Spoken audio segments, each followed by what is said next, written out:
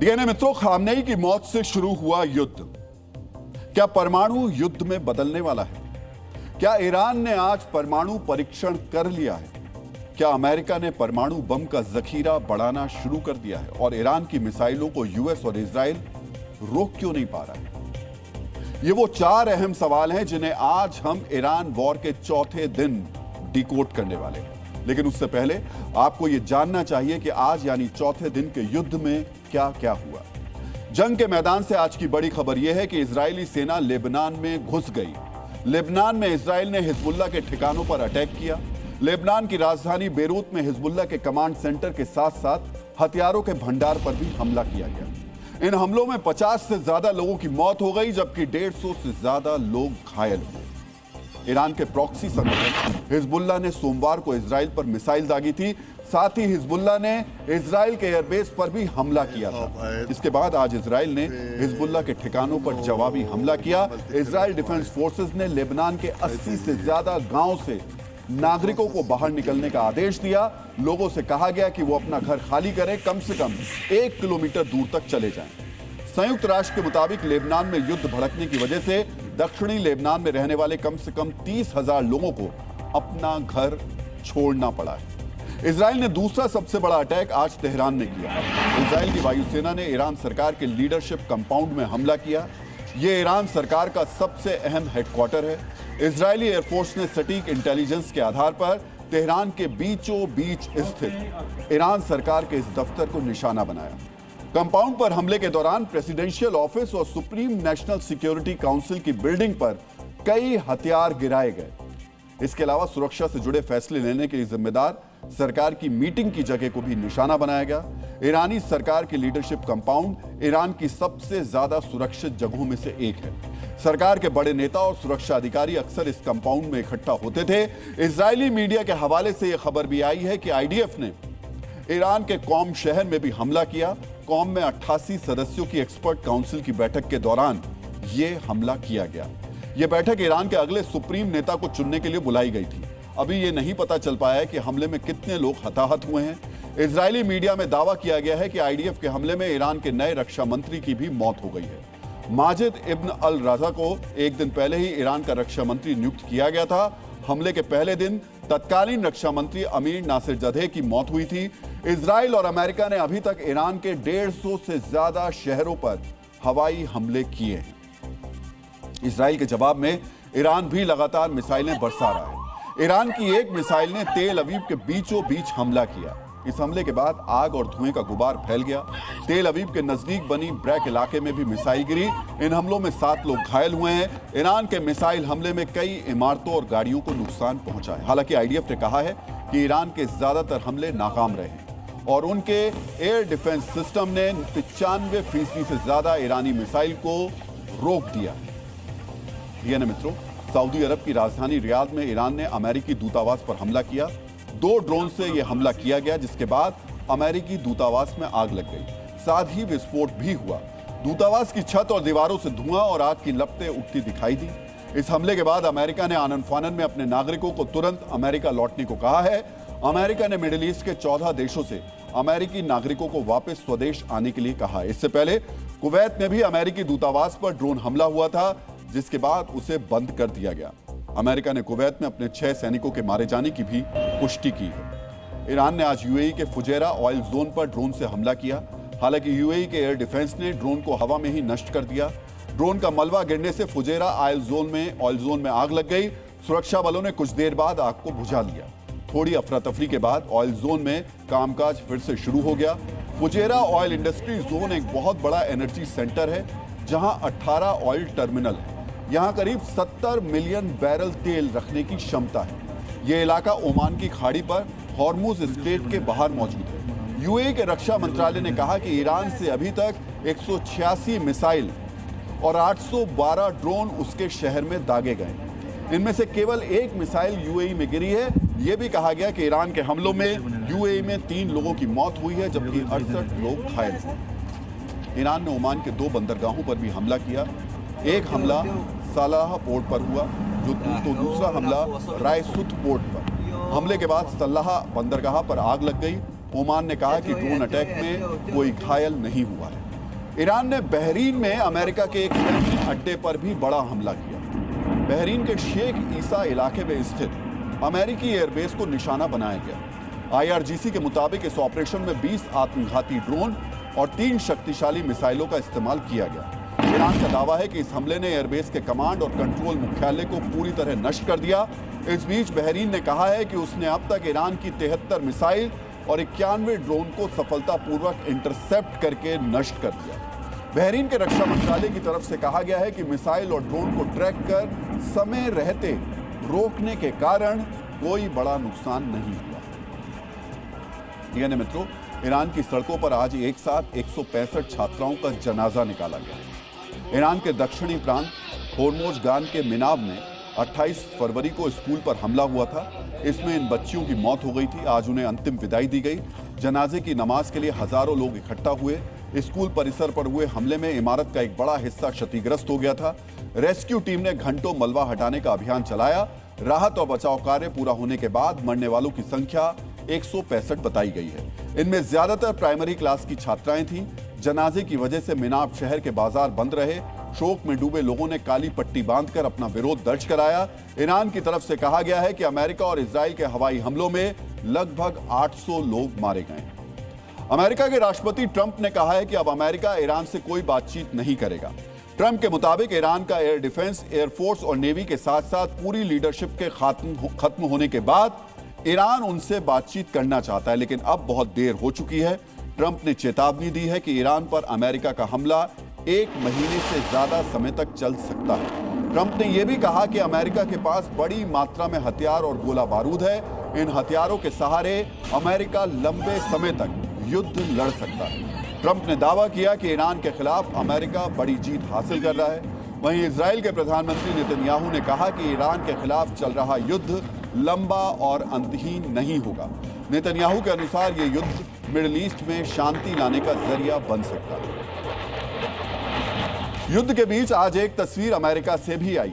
America में Iran पर हमले का विरोध शुरू हो गया है। वॉशिंगटन में व्हाइट हाउस के बाहर प्रदर्शनकारियों ने युद्ध का विरोध किया।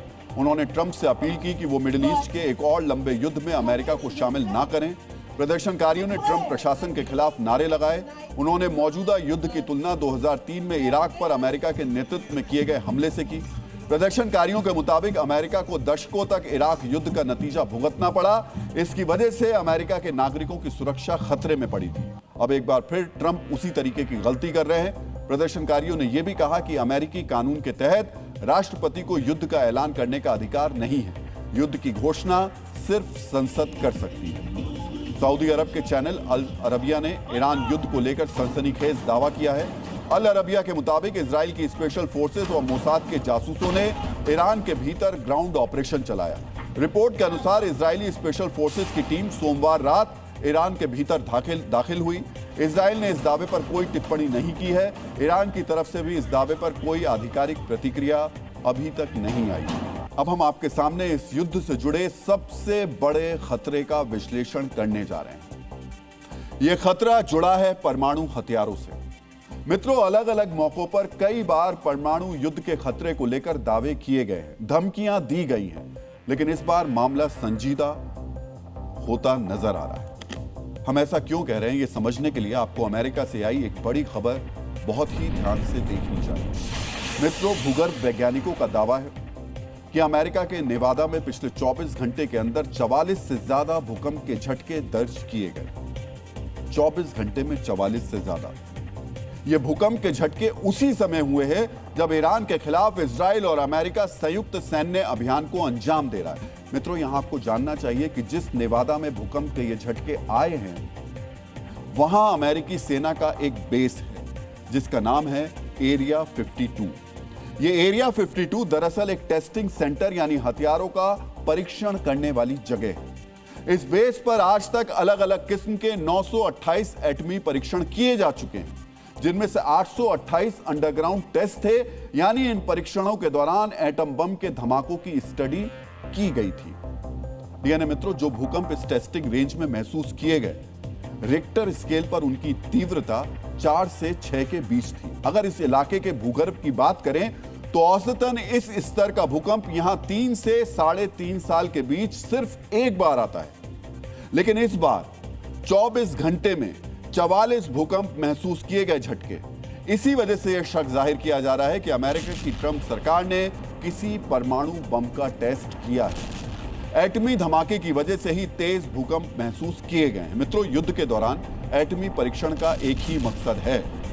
ट्रंप अब ईरान को यह पैगाम दे रहे हैं कि जरूरत पड़ी तो वो इस युद्ध को खत्म करने के लिए एटमी हथियार का भी इस्तेमाल कर सकते हैं। मित्रों, ट्रंप और एटमी हथियार से जुड़ी इस थ्योरी को बेहतर तरीके से समझने के लिए आपको ट्रंप का वो बयान गौर से देखना चाहिए जो अब से 24 घंटे पहले सामने आया।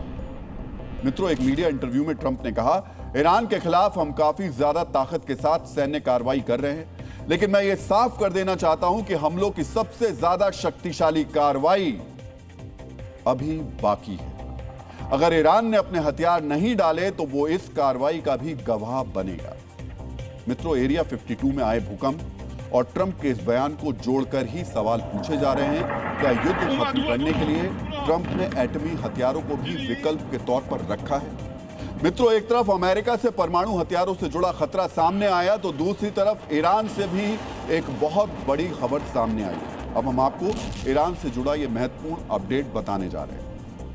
मित्रों, दक्षिणी ईरान के फार्स प्रांत में भी भूकंप के झटके महसूस किए गए। इन झटकों की तीव्रता भी अमेरिका की ही तरह रिक्टर स्केल पर 4 से ज्यादा थी और इन झटकों का कंपन भी धरती की सतह से 10 किलोमीटर नीचे से उठना शुरू हुआ था। मित्रों, यहां आपको यह भी जानना चाहिए कि फार्स प्रांत के नजदीक ईरान का बुशहर परमाणु संयंत्र भी है। इसी वजह से यह कहा जा रहा है युद्ध के दौरान ईरान ने भी परमाणु हथियार का टेस्ट किया है। मित्रों, जिस तरह ट्रंप ने शक्तिशाली हमले की चेतावनी दी, ठीक उसी तर्ज पर ईरान की अंतरिम सुप्रीम काउंसिल ने भी कहा था कि अमेरिका से अयतुल्ला खामनेई की हत्या का बदला लिया जाएगा। इतने सख्त तेवरों के बीच परमाणु टेस्ट की थ्योरी यह संकेत देती है कि मिडिल ईस्ट की इस महाभारत में दोनों पक्ष यानी ईरान और अमेरिका जीत हासिल करने के लिए किसी भी हद तक जाने के लिए तैयार है। अगर वो हद परमाणु युद्ध छेड़ने की हो तो इससे भी ईरान और अमेरिका को कोई गुरेज नहीं होगा। मित्रों, अमेरिका और ईरान से आ रहे एटमी टेस्ट की थ्योरी को लेकर की जा रही बातें हवाई नहीं है, बल्कि दुनिया इन संकेतों और इनसे जुड़े खतरे को भली भांति समझ रही है। इन घटनाओं को लेकर रूस ने क्या कहा, यह भी आपको ध्यान से देखना और समझना चाहिए। मित्रों, रूस के विदेश मंत्री सरगेई लावरोव ने कहा है कि अमेरिका और इजराइल जिस तरह ईरान पर हमले कर रहे हैं, वो ईरान को परमाणु हथियारों के इस्तेमाल पर मजबूर कर सकता है। अगर ईरान ने एक कदम उठाया तो अरब जगत के दूसरे देशों के बीच परमाणु हथियार हासिल करने की होड़ बढ़ जाएगी। मित्रों, रूस और चीन जैसे देश एटमी युद्ध जैसे मुद्दे को बार बार क्यों सुलगा रहे हैं, इसका भी हम विश्लेषण करेंगे। लेकिन उससे पहले आपको एक बार ईरान के परमाणु कार्यक्रम की वर्तमान हालत के बारे में विस्तार से बता देते हैं, ताकि आप समझ पाएं कि मिडिल ईस्ट में ईरान का यह एटमी समीकरण फिलहाल किस दशा और दिशा में है। मित्रों, इंटरनेशनल एटॉमिक एनर्जी एजेंसी ने आज ही बताया कि नातांज में ईरान का सबसे बड़ा परमाणु संयंत्र पूरी तरह सुरक्षित और सक्रिय है।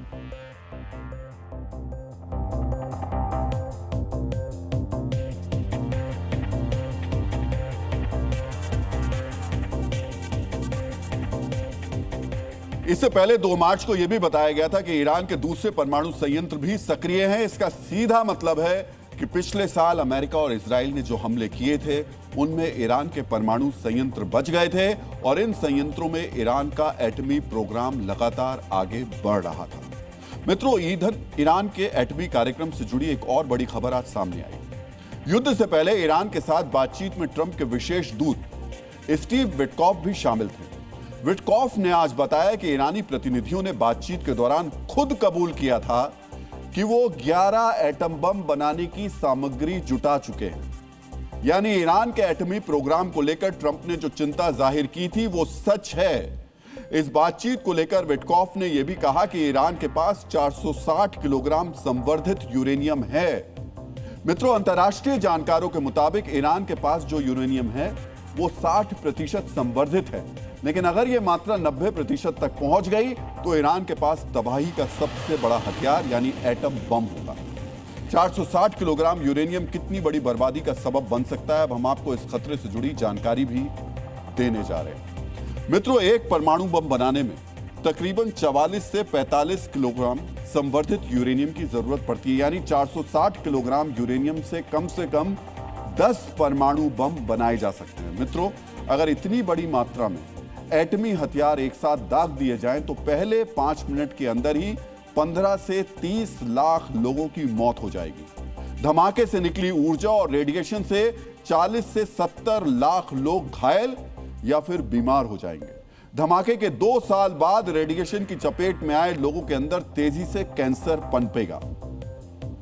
मित्रों, ईरान का यह कथित एटम बम अमेरिका तक तो नहीं पहुंच सकता, लेकिन यह मिडिल ईस्ट में स्थित अमेरिका के मित्र देशों का विनाश सुनिश्चित कर देगा। वर्तमान युद्ध में हमने भी देखा है कि ईरान ने अमेरिका के मित्र देशों पर लगातार मिसाइल और ड्रोन बरसाए हैं ताकि अमेरिका के सैन्य अभियान को रोका जा सके। एक सच यह भी है कि ईरान के सामने भी एटम बम इस्तेमाल करने में बाधा है।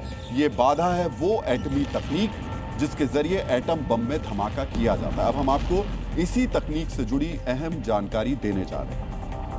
मित्रों, आमतौर पर माना जाता है कि एटमी हथियार से लैस मिसाइल जब धरती की सतह से टकराती है तो धमाका होता है, लेकिन असल में ऐसा नहीं होता। दरअसल मिसाइल के आगे जो कोन नुमा ढांचा आपको दिखाई देता है, उसके अंदर एटमी वॉरहेड यानी बम रखा जाता है। और मैं चाहूंगा अगर आप एक बार बिग वॉल पर इसको दिखा सके, जो आप साइड में ग्राफिक्स दिखा रहे थे, तो लोगों को और आसानी से चीज को समझा जा सकेगा कि किस तरीके से। ये देखिए, ये जो कोन आप देख रहे हैं ना यहाँ पर, ये इसका वॉरहेड रखने की जगह है, यानी यहीं पर जो है वो परमाणु जो बम है उसको रखा जाता है। जब मिसाइल हवा में उड़ते हुए अपने टारगेट के पास पहुंचती है तो वो दोबारा धरती की तरफ मुड़ जाती है। इसी चरण के दौरान संवर्धित यूरेनियम या प्लूटोनियम से लैस वॉरहेड के चारों तरफ छोटे छोटे धमाके होते हैं। अब इसमें आप देख सकते हैं, इसमें जो संवर्धित यूरेनियम और प्लूटोनियम है, जब ये मिसाइल धरती की तरफ जाएगी तो उन पर छोटे छोटे धमाके शुरू होंगे। इन धमाकों की वजह से रेडियो एक्टिव पदार्थ के अणुओं की सक्रियता तेजी से बढ़ जाती है, यानी वॉरहेड के अंदर हलचल होने लगती है, जो कि आपको स्क्रीन पर दिखाई दे रही है। मेरे पीछे भी आप देख रहे हैं, ये मिसाइल जब धरती की तरफ जा रही है तो इसके जो अणु हैं उन एटम्स में रिएक्शन होना शुरू हो जाता है। इस हलचल से जो एटम है उसमें रिएक्शन हो रहा है, जिसे फिजिक्स की भाषा में चेन रिएक्शन कहते हैं।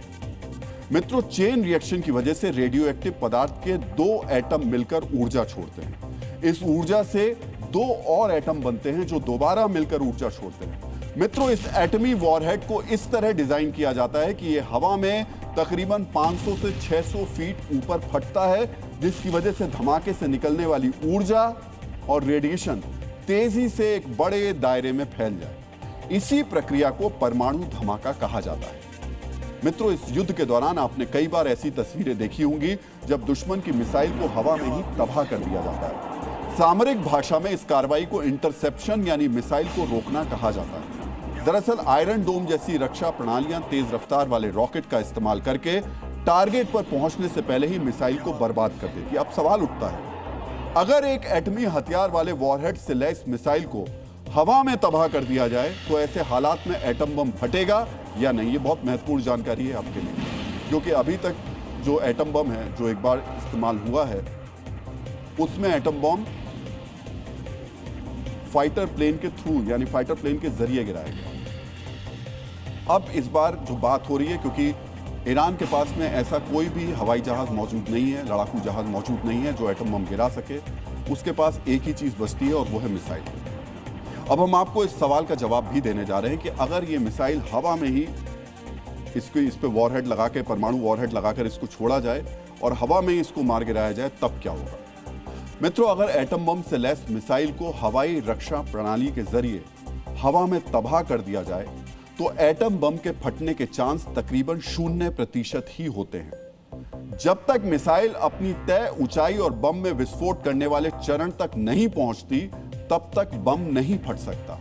इन्हीं कारणों की वजह से इंटरसेप्टर रॉकेट किसी एटमी मिसाइल को नुकसान पहुंचाने से रोक सकता है। मित्रों, हम उम्मीद करते हैं इस जानकारी से आप समझ गए होंगे कि एक परमाणु मिसाइल कैसे काम करती है और किस तरह एक परमाणु बम फटता है। मित्रों, इस विश्लेषण में हमने आपको एटमी होड़ को लेकर रूस की चिंता भी दिखाई। अब हम आपको इस कथित चिंता की इनसाइड स्टोरी बताने जा रहे हैं। मित्रों, सिर्फ रूस ही नहीं बल्कि उत्तर कोरिया के तानाशाह किम जोंग उन और चीन के राष्ट्रपति शी जिनपिंग की नजरें भी अमेरिका और ईरान से जुड़ी परमाणु थ्योरी पर टिकी हुई है। मित्रों, अगर ईरान और खासकर अमेरिका ने परमाणु हथियार बनाने या बढ़ाने की तरफ कदम उठाया तो यह रूस, उत्तर कोरिया और चीन के लिए सुनहरा अवसर बन जाएगा, गोल्डन चांस बन जाएगा। मित्रों, रूस और अमेरिका के बीच परमाणु संधि एक्सपायर यानी रद्द हो चुकी है। ऐसे हालात में अगर अमेरिका ने नए परमाणु हथियार बनाए तो पुतिन को भी एटमी हथियारों के निर्माण का बहाना मिल जाएगा। दूसरी तरफ चीन के राष्ट्रपति शी जिनपिंग अपनी नई डॉक्ट्रिन में हर साल 100 नए एटमी हथियार बनाने का प्लान शामिल कर चुके हैं। अमेरिका के एटमी हथियार बनाने की वजह से चीन अपनी सुरक्षा का हवाला देगा और चीन को भी न्यूक्लियर जखम बढ़ाने का मौका मिल जाएगा। मित्रों, रूस के राष्ट्रपति व्लादिमीर पुतिन और चीन के राष्ट्रपति शी जिनपिंग के इरादे साफ साफ नजर आते हैं, लेकिन उत्तर कोरिया के तानाशाह किम जोंग उन का प्लान बहुत ही पेचीदा है। अंतर्राष्ट्रीय मामले के जानकारों का मानना है कि ईरान को बहाना बनाकर किम जोंग उन अमेरिका के साथ सौदेबाजी कर सकते हैं, यानी ईरान के न्यूक्लियर हथियारों का डर दिखाकर किम अमेरिका को बातचीत की टेबल पर बैठने के लिए मजबूर कर सकते हैं। अब हम आपके सामने किम जोंग उन के इसी प्लान को डिकोड करने जा रहे हैं। मित्रों, यह जग जाहिर है कि चीन की मदद से उत्तर कोरिया 50 एटमी हथियार बना चुका है। ईरान के एटमी हथियारों को बहाना बनाकर किम अमेरिका के सामने यह प्रस्ताव रख सकते हैं कि अगर उत्तर कोरिया के ऊपर से प्रतिबंध हटाया जाए तो किम जोंग आने वाले समय में एटमी हथियार नहीं बनाएंगे। इस किस्म के प्रस्ताव से किम प्रतिबंधों से जूझती अर्थव्यवस्था को संभाल सकते हैं। इसके साथ साथ किम जोंग के उत्तर कोरिया को अमेरिकी मान्यता भी हासिल हो सकती है। मित्रों, किम जोंग ने यह प्लान काफी सोच समझकर तैयार किया है। किम ने देखा है कि अपने फायदे के लिए ट्रंप ने सीरिया के उस राष्ट्रपति से हाथ मिला लिया जिसके ऊपर आतंकवाद फैलाने के आरोप थे। ऐसे में अगर ट्रंप को राजी कर लिया जाए तो किम जोंग को कबूलने में उन्हें दिक्कत नहीं होगी। मित्रों, दुनिया को हमेशा से यही दुनिया का दस्तूर रहा है, हितों के हिसाब से दोस्त और दुश्मन बनाए जाते रहे। जो आज शत्रु है वो कल दोस्त बन सकता है, जो आज दोस्त है वो भी पलक झपकते ही दुश्मन बन सकता है। डर बस इस बात का है कि दोस्ती और दुश्मनी के इस तराजू की धुरी परमाणु शक्ति बनी हुई है, वो परमाणु शक्ति जिसके एक इस्तेमाल ने दुनिया को दहला दिया था। अगर इस शक्ति को दोबारा प्रयोग किया गया तो मानवता का इतिहास कभी इस जख्म से उबर नहीं पाएगा। मित्रों, विंस्टन चर्चिल ने कहा था, रणनीति कितनी भी सुंदर हो, परिणाम अक्सर अप्रत्याशित और भयानक हो सकते हैं। अमेरिका, इजराइल और ईरान के युद्ध में जो हो रहा है वो इसी ओर इशारा कर रहा है। ट्रंप ने जो रणनीति बनाई थी वो विफल होती दिख रही है। महीनों की माथापच्ची और मशवरे के बाद उन्हें लगा था कि अमेरिका और इजराइल मिलकर ईरान पर प्रचंड प्रहार करेंगे, खलीफा का खात्मा होगा, तेहरान में सत्ता परिवर्तन होगी और उसके बाद ईरान अमेरिका के हिसाब से चलेगा। लेकिन अब तक जो हो रहा है वो बिल्कुल उलट है। अब परमाणु युद्ध की आशंकाएं भी आकार ले रही हैं। ट्रंप खुद कह रहे हैं कि युद्ध लंबा चलेगा। किसी भी कीमत पर ईरान को तबाह करने के लिए उन्होंने 4 पॉइंट एक्शन प्लान भी जारी कर दिया। लेकिन वहीं ट्रंप और नेतन्याहू इजराइल या खाड़ी देशों पर ईरानी हमले को नहीं रोक पा रहे हैं। आज हम अमेरिका और इजराइल की इस मजबूरी का संपूर्ण विश्लेषण करेंगे, लेकिन सबसे पहले जानिए क्यों यह सवाल पूछा जा रहा है, क्या 35 दिनों में मिडिल ईस्ट गाजा बन जाएगा। मित्रों, आज ईरान ने सऊदी अरब की राजधानी रियाद पर बड़ा हमला किया। वैसे तो पिछले 4 दिन से ईरानी फोर्स सऊदी अरब पर बारूद की बौछार कर रही है, मगर आज उसने रियाद में अमेरिकी दूतावास पर ड्रोन अटैक किया। हमले के बाद दूतावास में आग लग गई। हमले के बाद ट्रंप ने ईरान को चेतावनी देते हुए कहा कि तुम्हें जल्द ही पता चल जाएगा कि जवाबी कार्रवाई क्या होगी। इसके बाद मिडिल ईस्ट में फिर से अमेरिकी एयरफोर्स का मूवमेंट तेज हो गया। मित्रों, इस वार्निंग से ठीक पहले ईरान युद्ध को लेकर ट्रंप ने बहुत बड़ा बयान दिया था। उन्होंने कहा था युद्ध लंबा चलेगा और इसके लिए अमेरिकी फोर्स पूरी तरीके से तैयार। उनकी बातों से साफ है कि उन्होंने ईरान युद्ध को जितना आसान समझा था उतना आसान अब ये रहा नहीं। मित्रों, अमेरिका के पहले राष्ट्रपति थे जॉर्ज वॉशिंगटन, जिन्हें फादर ऑफ हिज नेशन कहा जाता है। उन्होंने एक बार कहा था कि युद्ध की तैयारी शांति का साधन हो सकती है, लेकिन एक बार युद्ध शुरू हो जाए तो उसका अंत अनुमान से परे हो सकता है। अमेरिका इजराइल ईरान युद्ध जिस भयानकता की ओर बढ़ता जा रहा है उससे अब यही प्रतीत हो रहा है। इस युद्ध में अमेरिका और इजराइल को जितना नुकसान हुआ उसका अनुमान ट्रंप को भी नहीं था। विशेषकर मिडिल ईस्ट में अमेरिकी ठिकानों पर या फिर अमेरिका के साथी देशों पर जिस तरह से ईरानी फोर्स हमला कर रही है वो बहुत ही भयानक है। अब तक अमेरिका के 6 सैनिकों की मौत हो चुकी है, करीब 20 अमेरिकी सैनिक घायल हैं। अमेरिका के सैन्य अड्डों और दूतावास पर हमला हुआ है। इजराइल में तबाही हुई है, 10 से 12 मौतें हुई हैं और 700 से ज्यादा लोग जख्मी हुए हैं। तेल अवीव, यरूशलम, बेरसरवा जैसे शहरों में इमारतें क्षतिग्रस्त हो गई हैं। कुवैत, कतर, संयुक्त अरब अमीरात, बहरीन, सऊदी अरब, अमेरिका के इन सहयोगी देशों की अंदर ईरान लगातार ड्रोन और मिसाइल से हमले कर रहा है। मित्रों, इजराइल हो, कुवैत हो, कतर, संयुक्त अरब अमीरात, बहरीन या फिर सऊदी अरब, हर देश के पास एयर डिफेंस सिस्टम है। इजराइल के पास तो दुनिया का सबसे आधुनिक सुरक्षा कवच है, फिर भी ईरान की मिसाइल को वो रोक नहीं पा रहा। हम आपको बताएंगे कि ऐसा क्या है ईरानी फोर्स के हमले में जो हर सुरक्षा दीवार को ध्वस्त करके वो तबाही मचा रहा है। लेकिन उससे पहले हम आपको बताना चाहेंगे कि ईरान के निशाने पर किस देश के पास कौन कौन सा एयर डिफेंस सिस्टम है। इजराइल के पास आयरन डोम है, डेविड स्लिंग, एरो 2 और एरो 3 है। इसके अलावा इजराइल में अमेरिकी एयर डिफेंस सिस्टम पैट्रियट और थार्ड भी तैनात है। सऊदी अरब के पास भी अमेरिकी एयर डिफेंस सिस्टम पैट्रियट और थार्ड है, जिसे मिसाइलों के लिए काल कहा जाता है। संयुक्त अरब अमीरात के पास भी पैट्रियट और थार्ड दोनों सिस्टम है। इसके अलावा कुवैत, बहरीन और कतर तीनों देशों में पैट्रियट तैनात है, जो कई टारगेट्स को एक साथ ट्रैक भी कर सकता है और एक साथ कई लक्ष्यों पर हमला भी कर सकता है। फिर भी इन मुल्कों में ईरान तबाही मचा रहा है। अब हम आपको बताते हैं इतने एडवांस और महंगे एयर डिफेंस सिस्टम की तैनाती के बावजूद क्यों ईरान अपने मकसद में कामयाब हुआ, क्यों अमेरिका और उसके सहयोगी देश ईरान के मिसाइल अटैक को नहीं रोक पा रहे। मित्रों, ईरान बिल्कुल ही अलग स्ट्रेटेजी पर काम कर रहा है। IRGC अपने दुश्मन देशों पर स्वार्म अटैक कर रहा है। मतलब ईरान अपने टारगेट पर एक साथ 100 से 200 मिसाइल से हमला करता है। किसी भी एयर डिफेंस सिस्टम की मल्टी टारगेट क्षमता इतनी ज्यादा नहीं है। यह एक बड़ा कारण है कि ईरान अपने शत्रु देशों में तबाही मचा रहा है और अमेरिका पूरी ताकत लगाने के बाद भी उसे रोक नहीं पा रहा है। दूसरी बड़ी वजह यह कि ईरान पहले सस्ते ड्रोन्स भेजता है, इजराइल उन्हें गिराने के लिए अपनी महंगी मिसाइलें खर्च कर देता है। जब डिफेंस सिस्टम के पास मिसाइल खत्म होने लगती है तब ईरान अपनी घातक बैलिस्टिक मिसाइल्स दागता है। ड्रोन के झुंड को रोकने के लिए इजराइल ने जिस आयरन बीम को तैनात किया था उसकी क्षमता भी सीमित है। यही कारण है कि ईरान के हमले को रोकने में इजराइल और उसके साथी देश पूरी तरीके से नाकाम है। ईरान सस्ते ड्रोन और मिसाइल से हमला कर अमेरिका और इजराइल को थका रहा है। ईरान के सस्ते हथियारों के चक्कर में अमेरिका को बड़ा नुकसान हो रहा है। मित्रों, आचार्य चाणक्य का सूत्र वाक्य है, जब शत्रु शक्तिशाली हो तो उसे सीधे युद्ध में ना उलझाओ, उसकी शक्ति को समय के साथ क्षीण करो। ईरान फिलहाल इसी रणनीति के साथ आगे बढ़ रहा है। लेकिन मित्रों, दूसरी तरफ भी ट्रंप हैं, जिन्हें एक जिद्दी राष्ट्रपति के तौर पर जाना जाता है।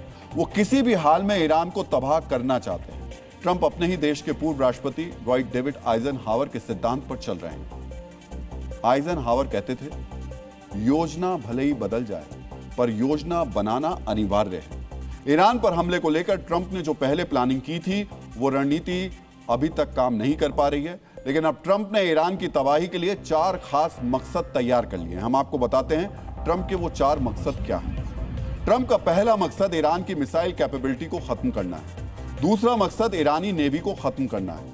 अपने तीसरे मकसद का जिक्र करते हुए ट्रंप ने कहा कि हम ये पक्का कर रहे हैं कि आतंक का स्पॉन्सर देश कभी भी न्यूक्लियर वेपन हासिल ना कर सके। और आखिर में ट्रंप ने कहा है कि हम ये भी पक्का कर रहे हैं कि ईरानी सरकार अपनी सीमाओं के बाहर आतंकवादी सेनाओं को हथियार, फंड और गाइड करना जारी ना रख सके। मित्रों, ट्रंप जब अपनी आतंकी सेनाओं का जिक्र कर रहे हैं तो उसका संबंध हूती और हिजबुल्ला से है। हूती और हिजबुल्ला दोनों ही ईरान के एक्सिस ऑफ रेजिस्टेंस का हिस्सा है। ईरान इन्हें अपनी विदेश नीति के हथियार के रूप में इस्तेमाल करता रहा है। ईरान खुद सीधे युद्ध में उतरे बिना इन समूहों के जरिए अमेरिका और इजराइल को नुकसान पहुंचाता रहा है। लेकिन इस बार जब भीषण युद्ध चल रहा है तब ईरान के इन दोनों करीबी आतंकवादी संगठनों ने हाथ खड़े कर दिए। रूसी मीडिया रिपोर्ट्स के मुताबिक हूती ने अमेरिका, इजराइल और ईरान के युद्ध में शामिल होने से इनकार कर दिया है। हूती ने कहा कि ईरान स्वतंत्र रूप से दबाव का सामना करने में सक्षम है। दूसरी तरफ हिजबुल्लाह के एक गुट ने भी इस युद्ध से किनारा कर लिया है। सोचिए, जिस हिजबुल्लाह और हूती को ईरान से ऑक्सीजन मिलती है, उन्होंने भी हथियार डाल दिए। मित्रों, इसीलिए विद्वान कहते हैं कि हर किसी को अपना युद्ध अकेले लड़ना होता है, और इस समय ईरान से बेहतर इसे कोई नहीं समझ सकता, क्योंकि जब ट्रंप ने अगले 4-5 हफ्तों तक युद्ध लड़ने का ऐलान किया है, जब मिडिल ईस्ट में गाजा जैसी तबाही की आशंका बढ़ी हुई है, तब ईरान के करीबी भी हाथ और साथ दोनों छोड़ रहे हैं। मित्रों, इस वक्त ट्रंप का पूरा फोकस ईरान पर है। ट्रंप ने भले ही ईरान की जमीन पर अपनी फौज नहीं उतारी हो, लेकिन ट्रंप की फौज पाकिस्तान में जमीन पर उतर गई है और वहां खून भी बहा रही है। पाकिस्तान की जमीन पर अमेरिका के इस खून खराबे का मुनीर सीधे विरोध नहीं कर रहा है, कर भी नहीं सकता है, लेकिन अपनी आदत के मुताबिक वो ट्रंप की पीठ में खंजर भोंक रहा है। अब आप कहेंगे कैसे, तो इसके लिए आप इन 2 तस्वीरों को देखिए। पहली तस्वीर 1 मार्च की है। ईरान के सुप्रीम लीडर खामनेई की अमेरिकी हमले में मौत के बाद कराची में अमेरिकी वाणिज्य दूतावास में तोड़फोड़ हुई थी। यहां फायरिंग में 10 पाकिस्तानी मारे गए थे। इस घटना के 48 घंटे के अंदर ही कराची से 1450 किलोमीटर दूर अफगानिस्तान के बगराम एयरबेस पर बमबारी थी। इन दोनों घटनाओं का कनेक्शन मुनीर के डबल गेम से है। आज हम मुनीर के इसी डबल गेम को डिकोड करेंगे। 1 मार्च को खामनेई की मौत के बाद कराची में शिया मुसलमानों ने बड़ा प्रदर्शन किया। मित्रों, महात्मा बुद्ध ने कहा है कि क्रोध करने वाला खुद भी जलता है और दूसरों को भी जलाता है। कराची में 1 मार्च को यही हो रहा था। उपद्रवियों ने अमेरिकी कॉन्सुलेट का मेन गेट तोड़ने की कोशिश की, कॉन्सुलेट में घुसने की कोशिश की। जानते हैं, अगर उन्मादियों की ये भीड़ बिल्डिंग में घुस जाती तो क्या होता? बर्बर हत्याकांड होता, नरसंहार होता, क्योंकि ये भीड़ death to America, death to Israel के नारे लगा रही। उपद्रवियों को रोकने के लिए कॉन्सुलेट में तैनात सुरक्षा कर्मियों ने फायरिंग की। फायरिंग में 10 प्रदर्शनकारी मारे गए। बड़ी मुश्किल से हालात को कंट्रोल किया गया। पाकिस्तानियों पर हुई फायरिंग को लेकर अब बड़ा खुलासा हुआ है। पहले दिन से ही पाकिस्तान में इस बात को लेकर आक्रोश था कि कॉन्सुलेट में तैनात अमेरिकी सैनिकों ने 10 पाकिस्तानियों की जान ले ली। मुनीर कह रहा था कि फायरिंग अमेरिका ने ही नहीं बल्कि पाकिस्तानी सुरक्षा गार्ड्स ने की है, लेकिन अब सच सामने आ गया। खुलासा हुआ है कि अमेरिकी कॉन्सुलेट में तैनात ट्रंप के सैनिकों ने पाकिस्तानियों को गोली मारी थी। मित्रों, यहां हम आपको ध्यान दिलाना चाहेंगे कि जिन 10 पाकिस्तानियों को अमेरिकी सैनिकों ने गोली मारी, उन्हें रोकने के लिए गोली नहीं मारी गई थी, उन्हें जान से मारने के लिए निशाना बनाया गया था। क्योंकि जो 10 प्रदर्शनकारी मारे गए, उनमें से कई के सिर में गोली मारी गई। यानी पाकिस्तान में अमेरिकी कमांडोज ने वहां के मुसलमानों को गोलियों से भून दिया, उनकी जान ली। समझिए, अगर उपद्रवियों को रोकना होता तो उनके पैर में घुटने से नीचे गोली मारी गई होती, लेकिन गोली मारी गई सिर में। जानते हैं क्यों? क्योंकि ट्रंप के सैनिक ये सीधा संदेश देना चाहते थे कि अगर अमेरिकी संपत्ति और नागरिकों को नुकसान पहुंचाने के बारे में सोचा तो उसकी सजा मौत है। प्राचीन रोमन कवि होरेस ने कहा है, क्रोध मूर्खों के हृदय में ही बसता है। पाकिस्तान तो बात बेबात क्रोधित हो ही जाता है, इसलिए उनके आईक्यू पर हम चर्चा नहीं करेंगे।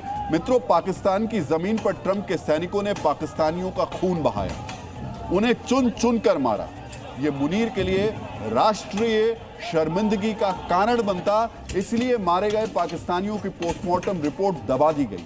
दिखाने के लिए सिंध की सरकार ने जांच का आदेश दिया और ज्वाइंट इन्वेस्टिगेशन टीम भी बना दी गई। मतलब ट्रंप की ताकत के सामने मुनीर नतमस्तक हो गया।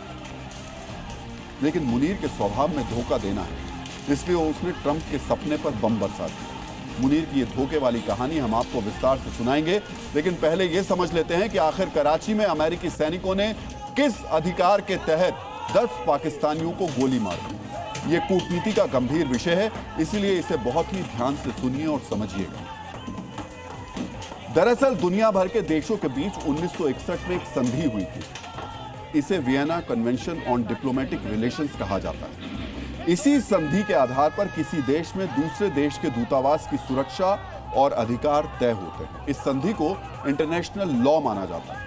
अब हम जो बता रहे हैं वो बहुत ही महत्वपूर्ण जानकारी है, आप चाहें तो इसे नोट भी कर सकते हैं। Vienna convention on diplomatic relations के आर्टिकल 22 के मुताबिक दूतावास इनवायलेबल है, यानी कि कूटनीति का शब्द है, इसलिए थोड़ा ये जटिल है।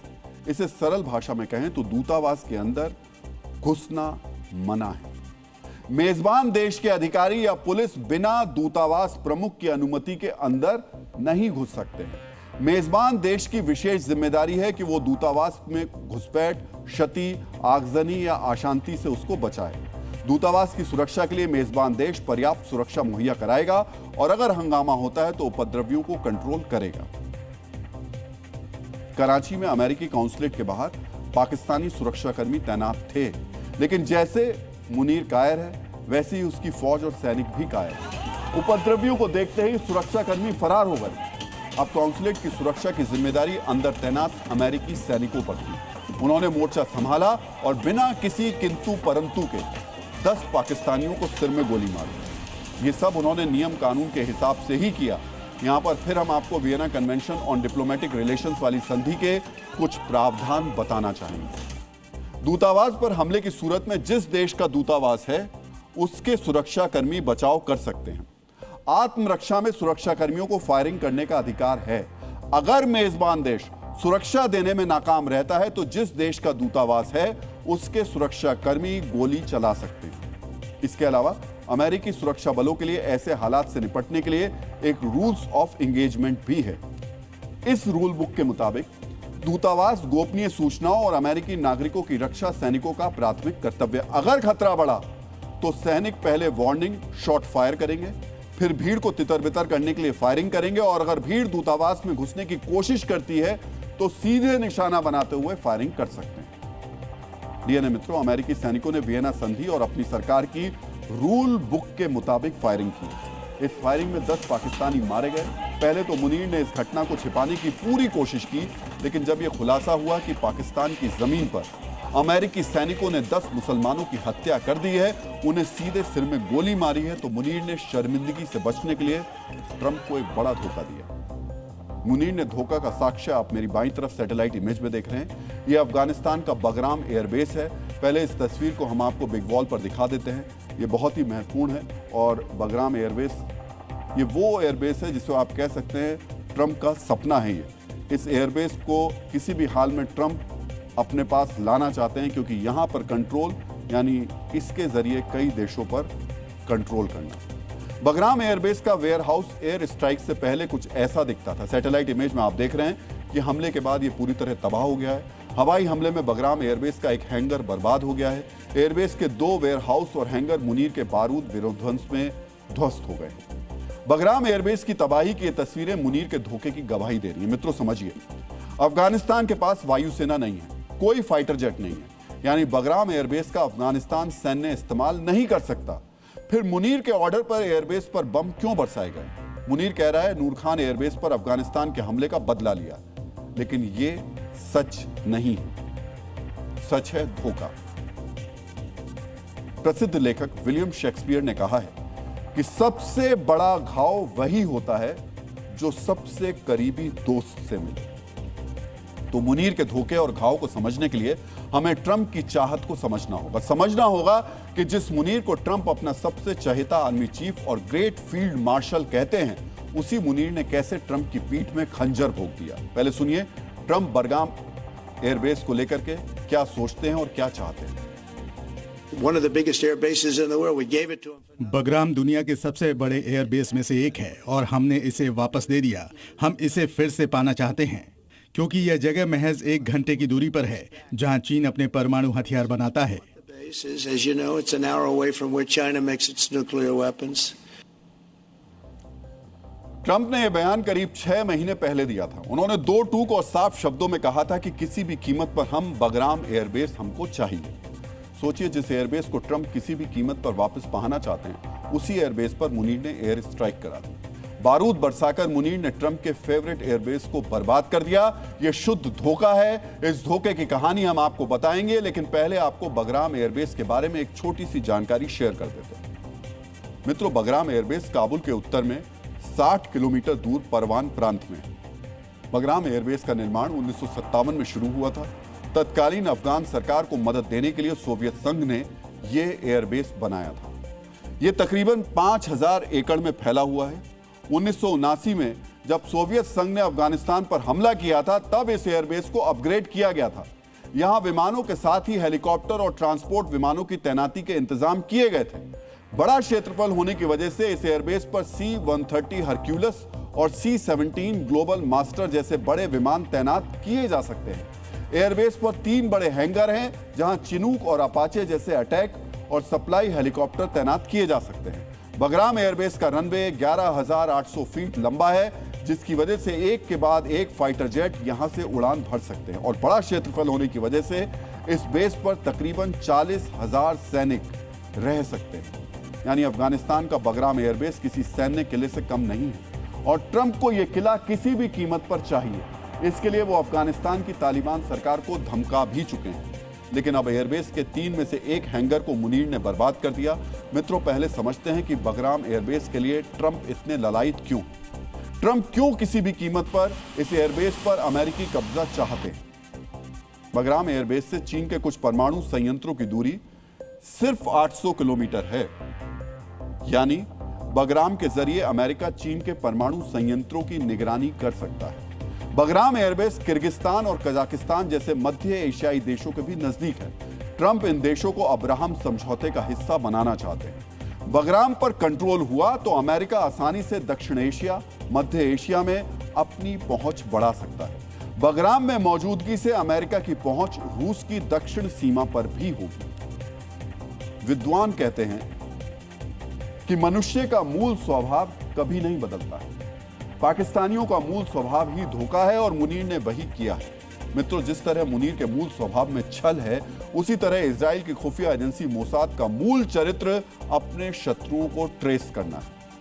ऑपरेशन एपिक फ्यूरी को अंजाम देने से पहले भी मोसाद ने यही किया। जिस खलीफा को खत्म करने के लिए यह ऑपरेशन चलाया गया था, उसके बारे में मोसाद ने एक एक जानकारी हासिल कर ली है। मोसाद को पता था कि ईरान से सुप्रीम लीडर अयातुल्लाह खामनेई अपने ऑफिस में ठीक किस समय होंगे और उनके साथ कौन कौन उस वक्त होगा। इजराइल के टॉप अधिकारियों को खामनेई के बारे में मिनट टू मिनट जानकारी थी और यह जानकारी उन्हें 1-2 दिन या महीनों से नहीं थी। कई साल से उन्हें खलीफा के महल के बारे में सब कुछ पता था। बड़ी बात ये जानकारी ईरान को नहीं थी कि मोसाद उनके सुप्रीम लीडर के मिनट टू मिनट कार्यक्रम को सचित्र नोट कर रहा है। आज हम ईरान में मौजूद इजराइल की उस गुप्त आंखों का डीएनए टेस्ट करेंगे, जिसके कारण अमेरिका और इजराइल का ऑपरेशन खलीफा पूरा होगा। मित्रों, 28 फरवरी को ईरानी समय के अनुसार सुबह 8:10 पर अमेरिका और इजराइल ने हमला किया। हमले में ईरान के सुप्रीम लीडर अयातुल्लाह खामनेई, उनके परिवार और कई शीर्ष अधिकारी मारे गए। ईरान और पूरी दुनिया इससे हैरान है कि आखिर अमेरिका और इजराइल को खलीफा की इतनी सटीक जानकारी कैसे मिली। जो खलीफा बंकर बदल बदल कर रहते थे, जिनकी सुरक्षा अचूक थी, उनके लोकेशन के बारे में कैसे पता चला? इसको लेकर हमले के चौथे दिन बहुत बड़ा खुलासा हुआ है। खुलासा हुआ है कि जो सीसीटीवी खामनेई की सुरक्षा में लगाए गए थे, वही उनके खिलाफ हथियार बन गए। मोसाद ने सीसीटीवी को ही अपना खतरनाक जासूस बना लिया। ऐसा जासूस जो खलीफा के महल पर नजर रख रहा था, जो एक एक मिनट की जानकारी तेल अवीव में बैठे मोसाद के टॉप अधिकारियों को पहुंचा रहा था। मोसाद के लिए यह काम कर रहा था इजरायली राष्ट्रबलों की एक गुप्त और विशिष्ट इंटेलिजेंस यूनिट 8200। सिग्नल इंटेलिजेंस इकट्ठा करने, कोड तोड़ने, साइबर युद्ध और इलेक्ट्रॉनिक निगरानी करने वाली यूनिट 8200 ने तेहरान की सड़कों पर लगे कैमरों को हैक कर लिया। ध्यान से सुनिएगा, तेहरान की सड़कों पर क्या क्या होता है, उसकी एक एक मिनट की लाइव वीडियो फीड सीधे मोसाद के अधिकारियों को मिल रही थी। इनमें से एक कैमरे का एंगल पाशवर स्ट्रीट में खामनेई के कड़े सुरक्षा वाले कंपाउंड की तरफ भी था, जिसके जरिए उस कंपाउंड के आम हिस्सों की झलक मिलती थी। इसके अलावा यूनिट 8200 के अधिकारियों ने अपना ध्यान उन कैमरों पर भी लगाया था जो बड़े अधिकारियों, उनके बॉडीगार्ड्स और ड्राइवर्स की पार्किंग के आसपास लगे थे। और यह कोई रातों रात नहीं हुआ, ऐसा पिछले 4 साल से हो रहा था। आपने बिल्कुल ठीक सुना, पिछले 4 साल से खामनेई और उनसे जुड़े अधिकारियों की एक एक जानकारी सीसीटीवी कैमरेस के जरिए इजराइल जुटा रहा था। इन कैमरों से इजराइल को ईरानी अफसरों के बारे में बहुत जानकारी मिली, जैसे उनका घर कहाँ है, वो कब ड्यूटी पर आते हैं, कौन सा रास्ता लेते हैं, और सबसे जरूरी बात, वो किस नेता की सुरक्षा करते हैं या किसे ले जाते हैं। इजरायली अधिकारियों ने खामनेई और उनकी सुरक्षा में लगे बॉडीगार्ड्स के पैटर्न ऑफ लाइफ को बहुत ही बारीक तरीके से समझा। हजारों कैमरों की लाखों घंटे की वीडियो कोई इंसान बैठकर नहीं देख सकता। ऐसे में इजराइल ने सुपर कंप्यूटर्स और एआई की मदद से इस अथाह डेटा का विश्लेषण किया। मशीनें ये आसानी से पकड़ लेती हैं कि अगर कोई खास गाड़ी हर शनिवार सुबह एक तय जगह पर खड़ी होती है तो इसका क्या मतलब है। चेहरों की पहचान और गाड़ियों के नंबर प्लेट को ट्रैक करके एआई ने यह बता दिया कि बॉडीगार्ड्स कब, कहां और कैसे मूवमेंट कर रहे हैं। इस तकनीक ने ईरान के सुरक्षा चक्र की हर छोटी बड़ी गतिविधि को इजराइल की स्क्रीन पर खोलकर रख दिया। अब हम ट्रंप के खिलाफ यूरोप में मची उस बगावत का डीएनए टेस्ट करेंगे जिसने वॉशिंगटन की रातों की नींद उड़ा दी है। और मुझे लगता है इससे पहले आपको वो स्क्रीन पर दिखाना चाहिए।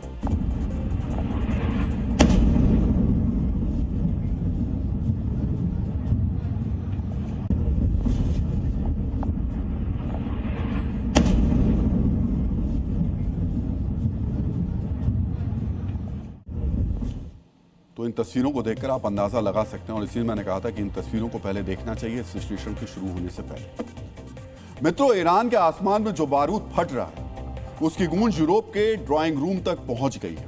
आज ईरान के बहाने अमेरिकी बनाम यूरोप का युद्ध छिड़ चुका है। आज हम आपको बताएंगे कैसे अमेरिका और उसके सबसे वफादार दोस्त ब्रिटेन के बीच तलाक जैसी नौबत आ गई है और क्यों फ्रांस के राष्ट्रपति इमैनुअल मैक्रों ने एक ऐसे परमाणु प्रतिज्ञा ली है जिसने पेंटागन में हड़कंप मचा दिया। डीएनए मित्रों, फ्रांस कई दशक में पहली बार अपने परमाणु हथियारों की संख्या बढ़ाने जा रहा है। फ्रांस अब ब्रिटेन और जर्मनी समेत 8 देशों के साथ मिलकर अपनी मिसाइल सेना खड़ी कर रहा है। यह ऐलान फ्रांस के राष्ट्रपति इमैनुअल मैक्रों ने किया और यह ऐलान साधारण नहीं है। इसका गहरा अर्थ समझिए। इसका मतलब है कि यूरोप अब अमेरिका के न्यूक्लियर अम्ब्रेला यानी उस परमाणु छतरी पर भरोसा नहीं करता जो दूसरे विश्व युद्ध के बाद से उसकी सुरक्षा की गारंटी थी। ट्रंप की अविश्वसनीयता ने यूरोप को डरा दिया है। उन्हें लगता है अगर ट्रंप ने नेटो का प्लग खींच लिया तो यूरोप का क्या होगा। अब बात करते हैं उस तनातनी की जो अटलांटिक महासागर के आर पार चल रही है, जिसने स्पेशल रिलेशनशिप की धज्जियां उड़ा दी हैं और जिसकी वजह से ट्रंप और कीर स्टारमर के बीच जुबानी जंग तेज हो गई है। मुद्दा है ईरान पर हमला। ट्रंप चाहते थे कि ब्रिटेन इसमें खुलकर साथ दे और अमेरिका के B-52 बमवर्षक ब्रिटिश बेस से उड़ान भरे और ईरान को दहला दे, लेकिन स्टारमर ने साफ तौर पर ना कह दी। ट्रंप डिएगो गार्सिया एयरबेस का इस्तेमाल करना चाहते थे, लेकिन ब्रिटेन का स्टैंड रखते हुए पीएम स्टारमर ने साफ कहा वो आसमान से सत्ता बदलने के विचार में विश्वास नहीं रखते। यानी वो स्पष्ट रूप से ईरान पर हमले के जरिए रेजिम चेंज को एक अलोकतांत्रिक तरीका मान रहे हैं। और डीएनए में अब आज का संदेश, इंसान की सबसे बड़ी ताकत यह नहीं होनी चाहिए कि वो किसी को हराए, बल्कि यह होनी चाहिए कि वो लड़ाई रोक सके और समझदारी से संवाद कर सके। यही मानव सभ्यता की असली प्रगति होती है। डीएनए में अब आपको जय हिंद कहने का समय आ गया है। जय हिंद। डीएनए में कल आपसे फिर मुलाकात होगी। तब तक के लिए अपना ख्याल रखिए, सुरक्षित रहिए, मुस्कुराते रहिए और याद रखिए ये देश सबका है, ये देश हर जाति हर धर्म का है। मित्रों, हम सबका डीएनए एक है। धन्यवाद। आप सभी को होली की अग्रिम शुभकामनाएं।